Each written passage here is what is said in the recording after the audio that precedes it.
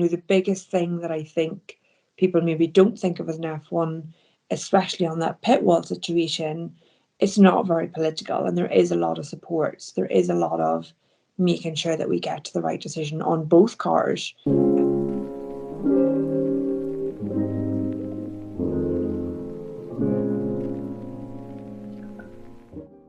As the former head of race strategy for Aston Martin F1, what did the experience teach you about devising successful strategies? Yeah, I think it's really interesting in that when you're devising strategy for a race, there's lots of different aspects. So there's the individual race as it is, but then there's the more global full weekend strategy, or the more like individual sections that lead up to that race. So there's lots of split in terms of what you're trying to achieve. I think the biggest thing that I've learned is that having an entire team behind you, all aiming for a singular goal, is really interesting, a really good way of working it. But also we spent a lot of our time, like most of our time was looking at what if scenarios. So not necessarily planning for the best case, but always planning for all of the other alternatives, looking at what's happened historically, looking at what other teams have done in the race before. So trying to really dive into the detail that's needed. And I would say 90% of the prep that we done was never used, because it's all these edge cases that may not be useful for that race, but that leads to everyone feeling much more prepared. I mean, in that when you do have something a little bit off the wall, everyone's ready for it, or at least there's a slight plan in place for it. And I think people look at, let's say, the really boring one-stop strategies where there's one pit stop and then there's 30 laps of nothing. But every lap we're discussing the what ifs, we're continuously redoing the plan. So although we've only made one pit stop, we make hundreds of decisions throughout that race that again are never used. But it's that momentum of being ready, being prepared, having planned, trying to be in the best possible situation that you can be as a team. And then as a public speaker, how do you translate that experience to help audiences with their strategies? I think the most interesting bit is that what I've found from the companies I've worked with is not necessarily stopping at the first answer, and always trying to do the maximum that you can be to be prepared. So putting in the work in advance, it might be calling a client to sell something. Well, have you gone through all the possible results that could come up during that conversation, and sharing that across the business? So we spend a lot of time working with different departments to say, okay, well, this is an instant that came up that we weren't expecting. How can we be ready for that going forward? Or what changes can we make to the software, the tools that we use, whatever it might be? So I think company needs to take that aspect of everything's a continuous learning curve, and how can we use that learning going forward? When you're on the pit wall, you're inundated with information. From this experience, what are your top tips for data analysis? I think there's two aspects to it. So there's the data side, and then there's the communication side. The communication in the pit wall can often be quite frantic. Things are coming in a hurry. Often you're dealing with two cars that might have two different problems. So again, we start to look at, what are the incidents that we've had in the past that we've not reacted correctly to, and how could we improve that correction? So a lot of our developed procedures for communication has come through stuff that's happened in the past, learning from that, trying to bring in a better procedure to deal with it. Really simple things like I split up my comments between left and right ears, which doesn't necessarily apply to business, but it's a good example of, how can we make this communication smoother? And it's really interesting how easily then I can split across cars or across strategies. The things that we tend to talk about is, right information, right time. And we tend to really scrutinize what's important when, who needs the information, what can be saved for a debrief, what needs to happen now live. So there's a lot of analysis goes on. And again, post-analysis after the event to go through, well, maybe it didn't have any repercussions this time, but could it have had? What can we learn from it? The data side of it is very, very similar in that we have loads of data, way more data than we can handle as a human at any time. So we, again, over time have developed tools, software, information. How can we, some of the things that we deal with are just lap time. So simple calculations, it's adding and subtracting a lot of the time. But actually, if you can have a tool that does that little bit for you and frees up that brain space for something else, then the adding and subtracting isn't actually where your strength is. So there's lots of things where we can say, okay, this is an issue we've had in the past. How do we fix that? How can we simplify this procedure right now such that we're making the best use of the people around us? The other thing that I think F1 in this instance is very, very strong at, and we've had to become strong at, is we're under-resourced. We don't have all of the people that you would have at the time that you need it. So you need to rely on, often the most junior members of the group have a specific role, specific information they're looking for, and they're feeding that up the chain to whoever it is. And you have to rely on that information. You have to trust that information. And it's just about trusting your experts in the field that they're in, such that we don't have time for everyone to double check the answer. We don't have time for, proper not. But if there's a mistake, if there's an error, we run through it later. And it means that you're developing the junior members of the group as well in order to really fulfill their role going forward. What can businesses learn from your ability to perform under pressure?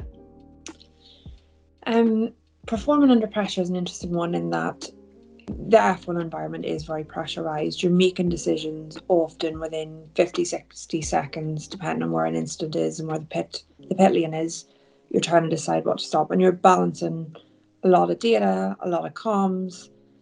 But a lot of that comes down to the preparation. So a lot of the decisions you may have an answer for in your toolbox pre-lap, pre-session, pre-race, whatever it might be. So the more prepared that people can be, the better that you can make those decisions under pressure. And I've always taken quite a lot of time to try and go through those scenarios in advance. And then to analyze them fully post-session as well. So if you made a decision, why was it the right one? In perfect hindsight, would you do the same thing again? And try and remove all the emotion from it. And that continuous process means that going forward, you do feel stronger to make those decisions under pressure. We also have a lot of, like I mentioned before, trust in people. So people, even at the bottom, do feel empowered to speak up and go, oh, not really sure about this, or give their, if they see something that maybe someone at the top has missed. And, the support's really there for those types of decisions. And we don't have a blame culture, which might sound interesting to those outside, whereby it's easy, especially in strategy, once you've done a pit stop, to say, oh, that's clearly not the right decision. And it's always very obvious, one lap later, if it's the right or wrong decision. But what's important is that you either change the procedure or change the data you're looking at or change the process such that that decision is not made again. And that's how the team learns. And it was very obvious very quickly within strategy that you put your hand up and say, I don't think that was the right decision now in hindsight. We'll go through all the data next week. We'll go through the information we had at the time and we'll figure out what we could have done differently. And all of that goes back into allowing people the faith in themselves to make decisions under pressure really quickly. What is your approach to communication during a crisis? Again, like all communication, the crisis just sort of ramps it up. So people become more emotional. There might be people shouting, etc., etc. But it's all about still focusing on the right information, right time. So it's trying to get the most crucial elements apart. So in the typical example is if it's starting to rain, that's normally the one where people are reacting quite quickly. You need to get the right answer. And there may be another issue with the car, or it may be that we think the soft tire is better than the medium tire, whatever it might be. But that's not what's important at that time. What's important at that time is whether it's an intermediate or a wet, not which dry we think it should be. So it's about trying to focus everyone on the task immediately at hand and not someone thinking, oh, I've thought of something important, but it's not important right now. So it's just trying to escalate that. And often at that time, you need a leader. You need, I've had my manager, for example, in the past has often come out and said, right, everyone take a second. This is what the job is right now. And that sort of strength to speak up and communicate clearly. We have a lot of protocols, how we discuss things with each other, what the line of information should be, which channel on the intercom we're speaking on. And all of these things are designed that such that in that moment there is like an escalated high level channel where big decisions are being made. And then we have body checks to make sure, oh, the guy at the end of the pit wall that needs to call the pit crew out in the pit stop, he's aware. So there's lots of fallback and support. The biggest thing that I think people maybe don't think of as an F1, especially on that pit wall situation, it's not very political, and there is a lot of support. There is a lot of making sure that we get to the right decision on both cars. And that's the thing that I think business could probably learn from, is that feeling of support, feeling of teamwork, feeling of being in it together and getting the right decision together, regardless of where that decision comes from, is really interesting mentality. And you mentioned that you need leaders in a crisis. What can businesses learn from your experience of leadership specifically? I think the leadership one is interesting in that I think the first aspect of what I've learned, and I've been very fortunate in my time in F1, is that leadership, but also that leader is prepared to say at some point, I made a mistake there.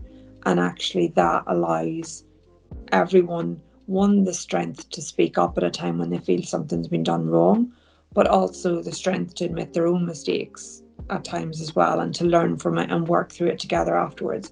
And that type of leadership, I think, is very powerful in the leading by example. And I try to be one of the first people in the group to say, oh, I think we made a mistake there. Let's go through and review it all together, and everyone bring their ideas in. And then you do sometimes need to be the voice on the pit wall that's heard over others, which at time to get the strength of the voice has been a struggle for me. But one of the few females has been reasonably easy at other times as well. So it's just about speaking with that authority. And sometimes it's speaking, I feel like I can speak with the authority because I know I have done the work in advance. I know I have done the prep. I have done the analysis of the races before. I often actually, one of the things from a leadership side is I go back and I listen to what was said post event. So I just listen to my own bits of the intercom and think, was I clear enough?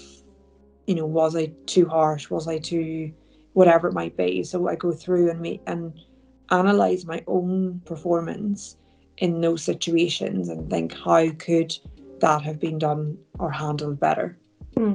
What do you hope audiences take away from your public speeches?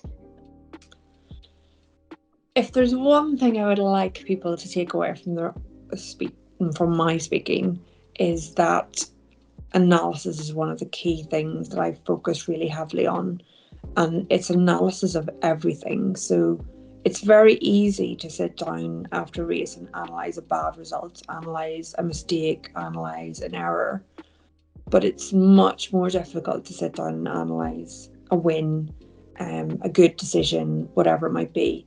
And I tried to focus very heavily on analysing both, and not just for our own team, but for the 9 other teams on the grid. So if someone won the race by, a huge margin, why? What did they make a decision that we could have ever made in that situation? Did they, perhaps on the outside look to have some piece of information that we didn't have? And if so, then why not? What can we do differently? So I spent a lot of time analysing all of the people around me and all of the decisions that were made in order to pick up little bits. Why could I not have made that good decision that they did? So I think there's as much to be learnt in the success as there is in the failure, and people tend to focus a little bit on the failures. But actually, if you think of, in F1, Mercedes won 8 championships in a row. They didn't do that by just going, we've got this, let's sit back. So for me, it's that analysis, regardless of the situation, that I would like people to take away, because in your personal life, in your business life, that'll make quite a big difference, I believe, to what you do going forward.